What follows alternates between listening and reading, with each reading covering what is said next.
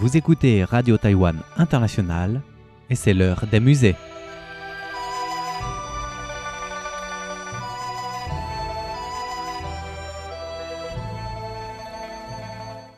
Chers amis francophones, comment allez-vous? Vous écoutez l'heure des musées, dédiée cette année aux dames. Début de semaine, nous avons inauguré notre petite série sur les femmes légendaires et des rôles féminins connus dans les romans.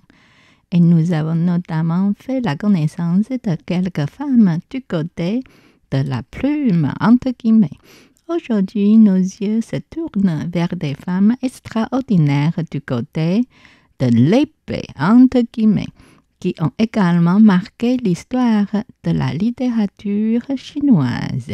Hua Mulan, la première trace écrite de Mulan, est la ballade de Mulan, une chanson folklorique qui aurait été composée sous la dynastie des Wei du Nord. 386 à 535 de notre ère est incluse dans une anthologie de livres et de chansons sous la dynastie des Chen du Sud, 557 à 589 de notre ère.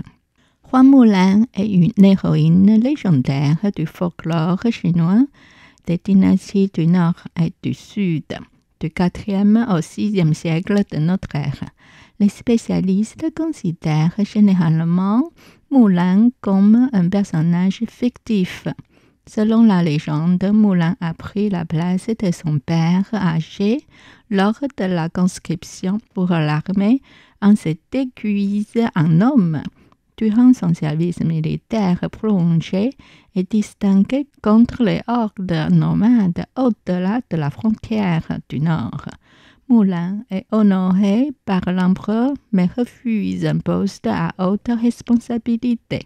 Elle se tire dans sa ville natale où elle retrouve sa famille et, à la grande surprise de ses camarades, se révèle être une femme.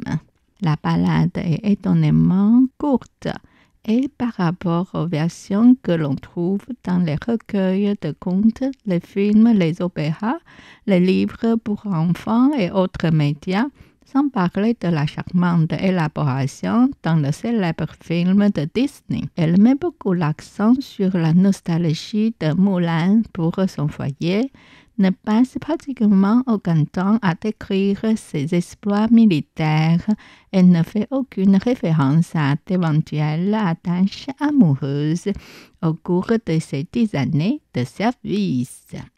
Voilà un exemple sur Mulan, simple mais humoristique. Image 1. Mulan rejoint l'armée. Dans cette œuvre, le peintre utilise des lignes fluides et expressives pour représenter Hua Mulan s'engageant à la place de son père dans l'armée. À droite de l'image, un soldat sans chemise et agenouillé en regardant vers le haut, mettant en évidence la bravoure et la détermination de Mulan. Bien que ces lignes et ces couleurs vives aient une touche personnelle distincte, elle reste ancrée dans la tradition artistique chinoise, ce qui reflète l'exploration des nouvelles techniques de l'encre et du pinceau du peintre Ding Yangyong. Tiens, une dame vient vers nous en jouant une épée. Ah, bien sûr, c'est la concubine Yu de Xiang Yu. Xiang Yu 232 à 202 avant notre ère, plus tard connu sous le nom de Xi Chu Ba Wang, roi hégémon de l'ouest de Chu, tomba amoureux et prit Yu Ji, la concubine Yu, pour épouse. Elle l'accompagne dans ses différentes batailles pour prendre le contrôle de la Chine contre son allié devenu ennemi, Liu Bang. Ce dernier finit par vaincre Xiang Yu et fonde la dynastie Han. Lors de la dernière bataille de Gaixia, les soldats Han qui entourent Xiang et son armée se mettent à chanter des chansons folkloriques du pays natal de Xiang, le Chu. Xiang Yu, désespéré, se met à boire et exprime son chagrin dans la chanson suivante. Ma force a soulevé les collines, Ma puissance a fait de l'ombre au monde, mais le temps était contre moi. Et table ne court plus. Quand table ne court plus, que puis-je faire? Ah, m'a eu, quel sera ton destin? La belle concubine lui répond en chantant.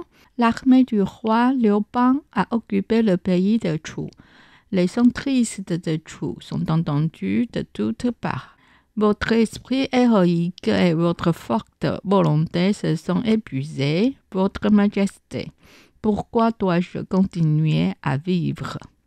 À la fin, Zhang Yu est tué lors de la bataille de Gaixia et la concubine Yu s'est suicidée en même temps que lui.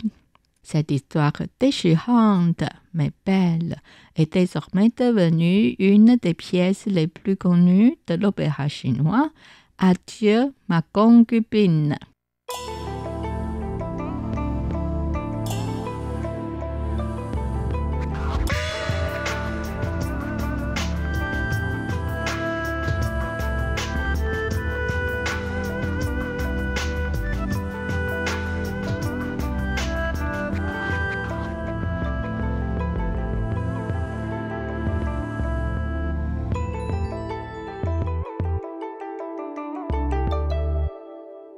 L'image 2. Beauté et générale. Lin Fengmian, 1900 à 1991, est originaire de Meixian dans le Guangdong. Il a étudié en France et a été un initiateur de l'art moderne. À partir de la fin des années 1940, il a commencé à travailler avec des personnages d'opéra traditionnels, espérant explorer l'expression de la couleur et de la forme à travers l'utilisation de personnages et de coutumes familiers. Dans cette peinture, Adieu, ma concubine, Zhang Yu empêche Yu Ji, la concubine Yu, de se suicider. Les costumes et le maquillage ont été transformés en formes géométriques modernes avec des couleurs fortes et un sens du cubisme. Après Mulan, après Yu Ji, c'est la tante Gongsun Daniang qui saisit nos yeux. Gongsun Daniang, ou la tante Gongsun, était l'une des danseuses les plus remarquables de la dynastie Tang, ainsi qu'une grande danseuse dans l'art du sabre. Excellente danseuse d'épée, elle se représentait souvent au sein de la communauté et était très réputée pour son habileté. Elle a également été convoquée au ballet à de nombreuses reprises pour exécuter des danses à l'épée. Elle était l'une des rares danseuses célèbres de la dynastie Tang à être à la fois active parmi les peuples et célèbre à la cour. Voici des illustrations. Image 3.1 à 3.3. Sculpture en ivoire de la tante Gongsun. L'ensemble de la pièce d'ivoire est sculpté comme une femme civile, se tenant sur une seule jambe, avec un foulard autour de la tête et un costume relativement serré afin de faciliter le mouvement. Chaque main brandissant une épée, la frange de l'épée à la main droite continuant à bouger d'une manière délicate. Quant à ses cheveux, ils sont clairement visibles et teints en noir. Il s'agit d'un chef-d'œuvre rare avec une sculpture à billes, des figures vivantes et des postures élégantes. La femme dansant l'épée debout sur un piédestal en bois est un autre exemple de l'ingéniosité de l'artiste. L'ensemble de la pièce présente des fissures et des meurtrissures qui indiquent qu'elle a été exposée pendant longtemps. Image 4. Danse de l'épée. La peinture représente la danse de l'épée de Gongsun Daniang. Elle était célèbre dans la capitale pour ses talents de danseuse et de nombreux lettrés ont écrit des poèmes en son honneur.